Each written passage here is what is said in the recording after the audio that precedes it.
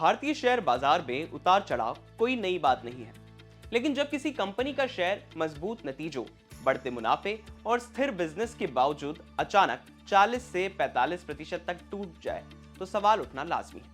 ऐसा ही कुछ हुआ देश की जानी मानी ज्वेलरी रिटेल कंपनी कल्याण ज्वेलर्स के साथ। कंपनी ने सीधे मार्केट रेगुलेटर सेबी का दरवाजा खटखटाया और आरोप लगाया कि उसके शेयर में अनफेयर और मैनिपुलेटिव ट्रेडिंग की गई है, जिससे निवेशकों में घबराहट फैली और शेयर की कीमत पर जानबूझकर दबाव डाला गया।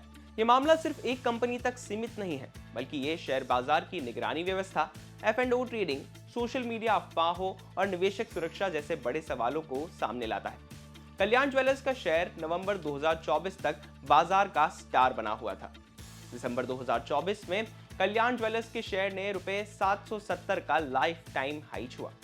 कंपनी के बिजनेस अपडेट, स्टोर एक्सपेंशन और त्योहारी सीजन की बिक्री मजबूत थी, लेकिन इसी दौरान एक अहम बदलाव हुआ। 29 नवंबर 2024 को कल्याण ज्वेलर्स का शेयर फ्यूचर्स एंड ऑप्शंस यानी F&O सेगमेंट में शामिल किया गया। यहीं से कंपनी के मुताबिक कहानी ने अजीब मोड़ लेना शुरू किया। आमतौर पर जब किसी शेयर में भविष्य की ग्रोथ को लेकर भरोसा होता है तो फ्यूचर्स कॉन्ट्रैक्ट स्पॉट प्राइस के आसपास या प्रीमियम पर ट्रेड करते हैं, लेकिन कल्याण ज्वेलर्स का दावा है कि दिसंबर 2024 के आखिर से कंपनी के फ्यूचर्स कॉन्ट्रैक्ट स्पॉट प्राइस से डिस्काउंट पर ट्रेड होने लगे। कंपनी का कहना है कि ये सामान्य बाजार व्यवहार नहीं था, बल्कि ये आक्रामक शॉर्ट पोजीशनिंग का संकेत देता है। सीधे शब्दों में कहे तो कुछ बड़े खिलाड़ी शेयर गिरने की शर्त लगाकर बैठे थे। सबसे गंभीर घटनाक्रम हुआ 7 जनवरी 2025 को। इस दिन सुबह 10:30 से 11 के बीच मार्केट में अचानक कई अफवाहें फैलने लगी। प्रोमोटर्स की गिरफ्तारी, फंड मैनेजर्स को रिश्वत, कंपनी में गड़बड़ियां। इन अफवाहों का कोई आधिकारिक सोर्स नहीं था, न ही कोई पुष्टि हुई। कल्याण ज्वेलर्स ने इन सभी आरोपों को सिरे से खारिज किया, लेकिन तब तक नुकसान हो चुका था। कंपनी का आरोप है कि पहले F&O में शॉर्ट पोजीशन बनाई गई, फिर सोशल मीडिया और मैसेजिंग प्लेटफॉर्म्स पर भ्रामक जानकारियां फैलाई गई।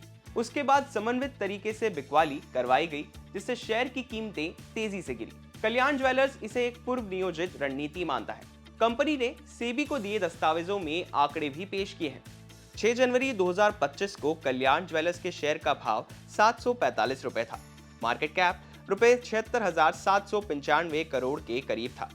30 जनवरी 2025 को शेयर प्राइस ₹440 पर आ गया। मार्केट कैप ₹45,450 करोड़ पर पहुंच गया, यानी सिर्फ 24 दिनों में करीब 41% और मार्केट कैप में 31,000 करोड़ की गिरावट। ये गिरावट तब हुई जब कंपनी के बिजनेस फंडामेंटल्स में कोई नेगेटिव न्यूज सामने नहीं आई थी। कल्याण ज्वेलर्स ने सेबी के इंटीग्रेटेड सर्वेलेंस डिपार्टमेंट से शेयर में हो रही गतिविधियों की जांच, अफवाह फैलाने वालों की पहचान, जो लोग निवेश सलाह दे रहे हैं क्या वो सेबी रजिस्टर्ड हैं या नहीं, इसकी जांच करने की मांग की है। साथ ही जांच पूरी होने तक कल्याण ज्वेलर्स के F&O कॉन्ट्रैक्ट्स पर अस्थायी रोक लगाने की भी मांग की है। कंपनी का तर्क था कि F&O सेगमेंट में मैनिपुलेशन की आशंका ज्यादा होती है। रिटेल निवेशक सबसे ज्यादा प्रभावित होते हैं और बाजार की निष्पक्षता बनाए रखना सेबी की जिम्मेदारी है। ये मामला एक मूलभूत बहस को जन्म देता है। क्या सेबी को F&O ट्रेडिंग पर ज्यादा सख्ती दिखानी चाहिए या बाजार की आजादी बनाए रखना जरूरी है? अफवाह और राय के बीच की रेखा कहीं खींची जाए। कल्याण ज्वेलर्स का कहना है कि कंपनी की साख और लाखों निवेशकों के भरोसे का मामला है। बिजनेस से जुड़ी बाकी तमाम खबरों के लिए आप देखते रहें विस्तार।